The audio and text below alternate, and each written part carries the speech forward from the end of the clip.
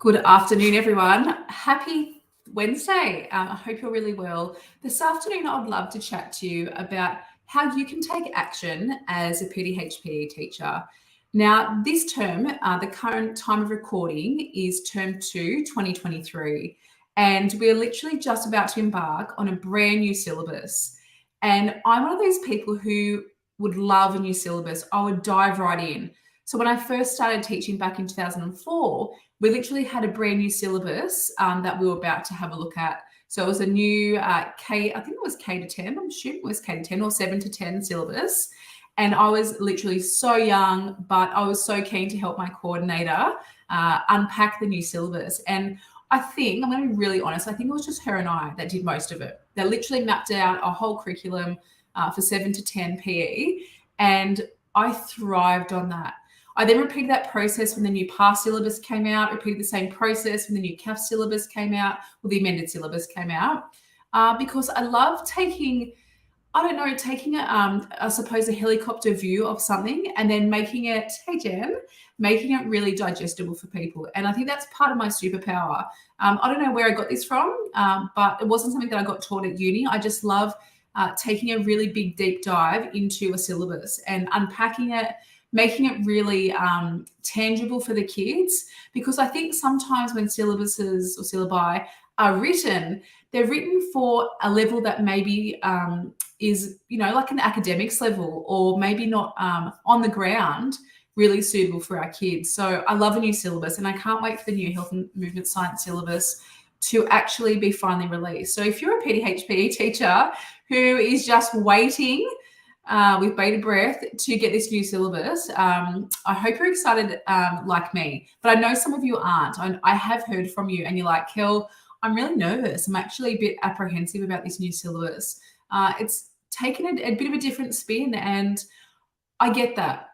I get it. When things are new, sometimes you do get a bit scared. But today I'm going to share with you 6 things that you can do to really to take action, to advocate for yourself, to talk to your school about what you need and want, no matter where you are on your PDHPE journey, but also no matter where you are at your stage of your career, because we all want to learn, new things. We all have different skills and abilities, and I think it's really important for us to be able to take action.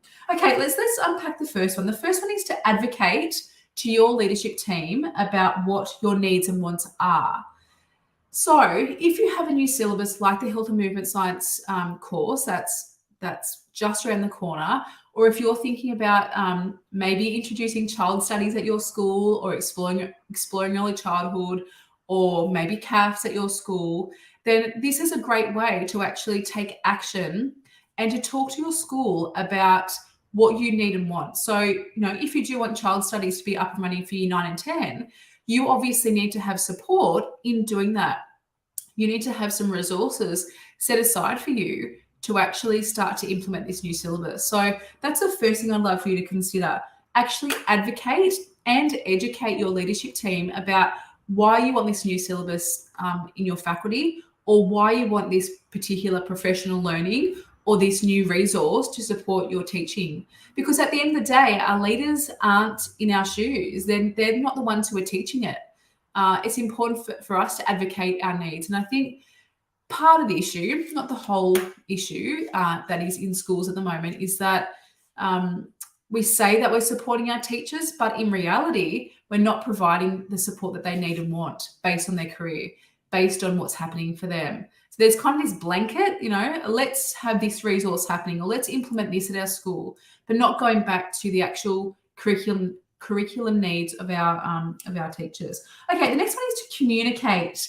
Now, I know that's sometimes hard, and I know as a really young PE teacher, I found it really hard to communicate to my kids as well. Yes, I'm going to admit that, to my kids as well. But I think once you are really clear on your needs and wants, and you can communicate it really effectively, you write notes. Like, I've got notes. If you're watching this on YouTube, I've got notes about what I'm about to say. So if I was going to have a conversation with my leader, with my executive team, I'd actually write it down. Like, what are your plans with this new course? whether it be EC or Child Studies or CAFS or the Health and Movement Science course. Write down what you need and want, and then you're able to talk about the extent of the changes, maybe in the new syllabus, or maybe the extent of the curriculum that you want to introduce, or the extent of the, maybe even an excursion. I think this action acronym applies to anything that you need and want in your faculty. I know sometimes we're given a budget and we're like, okay, well, what do we do with it now? It's really important to communicate effectively and efficiently what you need and want. Okay, number 3 is talking about is translate. So translate the changes into the time commitment that it's going to take. So if you're sitting back and going, I want to introduce CAFS into our faculty, or I want to introduce child studies, or maybe even you want to bring on a new team of teachers to teach those courses, or if you're like, how are we going to approach a new health and movement science syllabus? I want you to actually translate that into the time commitment that is going to take you. A new syllabus takes a long time to implement, to familiarize yourself with. So it's going to get you to really think about on the ground, what is that going to take? So translating that into the time commitment that's needed. The next one is initiate an open, honest conversation with your leaders, with your head teacher, maybe with your leadership team about your needs and wants. And I think sometimes we get a bit nervous about what we need and want in life, or in teaching, or in our faculty. But I want you to sit back and think, okay, well, if you want this to change, if you want this this new course to be implemented, or this change, or this addition, or this support for the health and movement science syllabus, what is it going to take? You need to be open and honest, and trust yourself. Like you're the expert, you're the subject expert in your area. So talk about what you need and want, make it really open, have an honest conversation with your head teacher, your PE coordinator, your principal, your DP, about what that's going to look like, especially when it comes to resources and budgets and time. I think sometimes our leaders, for some reason, are very precious about what that looks like, but they forget that a faculty is going to have different needs and wants. One faculty is going to have different things that's going to happen for them.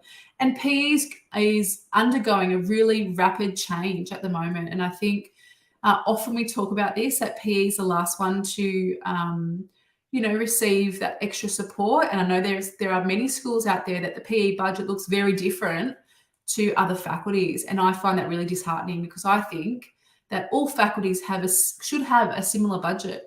TAS is very different. TAS has lots of, consumables, with food tech and hospo and ag and wood tech, all those sorts of things. But I think PE is a faculty. PE is an academic subject. So it's time that we actually advocate for ourselves and take action on these things. So initiate that open and honest conversation. Maybe have a support person there. You're not in trouble, but to have someone to bounce ideas off with, and to have that open and honest conversation about what you need and want. The next one is to orchestrate a plan of attack. Now, I'm not sure about you, but have you actually had a good think about what this new syllabus is going to look like for health and movement science? Or have you had a good think about what you want your child studies to look like, or PASS to look like at your school? If not, start planning that out and go, okay, well, these are the resources I need. This is the time commitment. This is the allocation. This is the budget that I'm thinking, because when it comes to it, like this syllabus for us for health and movement science could pop up, in the next few weeks. I don't know what's going to happen. I don't know when it's going to be approved by the minister. But at any point, that syllabus, we're like, okay, it's go time. We need to start planning for this, and then we need to start familiarizing ourselves with this. So have a really clear plan of attack, orchestrate that plan, like actually get out a spreadsheet, start to work on some budgeting, because there should be funds at your school available for this. And it's, again, really disappointing that when I hear schools say that we don't have the money, or I've approached school for this and they've said no. So anything that you find inside the Learning Network, with anything that you work with me on, it can be used as a resource in your faculty. So I know that a lot of schools, especially, I think most schools, department, Catholic, independent, have separate professional learning budgets. Yes, this is professional learning, but a great way that you can be a bit flexible is to put any resources that you need and want under your resource budget.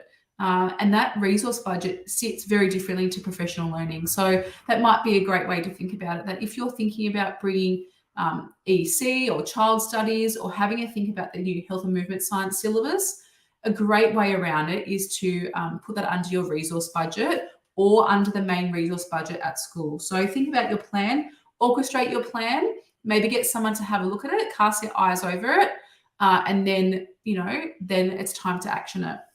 The last one is to negotiate.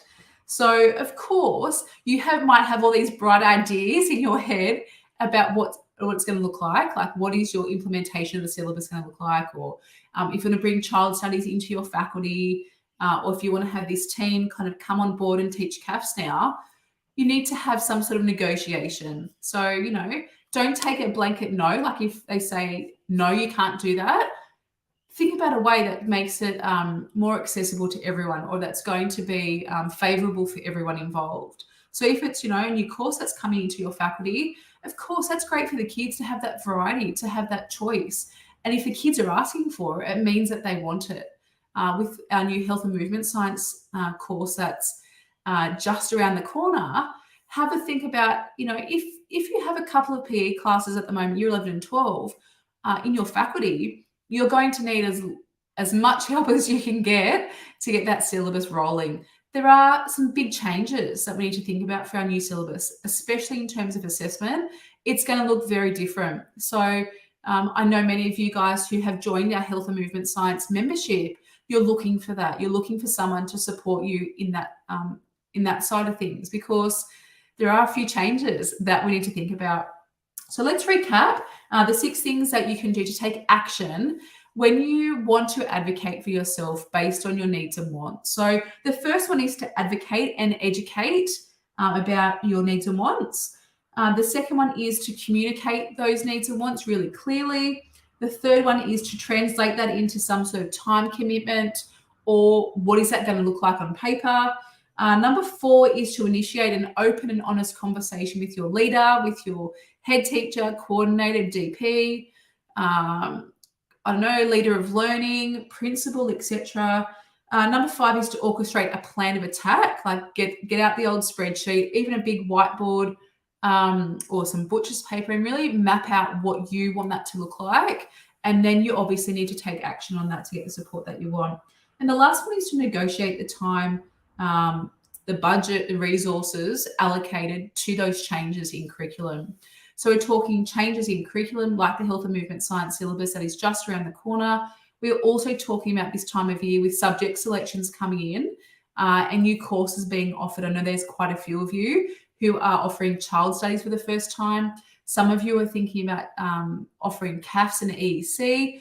Whatever it is in your faculty, any new change that is going to be implemented into your faculty needs some sort of action that's going to be taken. So hopefully something out of those 6 areas, you can come away with it. But if you have any questions at all about our health and movement science membership, our founding members, you have a couple of days to join that, but also next term you can join us, a community of like-minded teachers who are working together towards this new syllabus that is really exciting, a bit nerve-wracking for some of you, but look, you'll have my support along the way, as well as a whole group of teachers who are in the trenches together. So please let me know what I can do to answer any of your questions around that.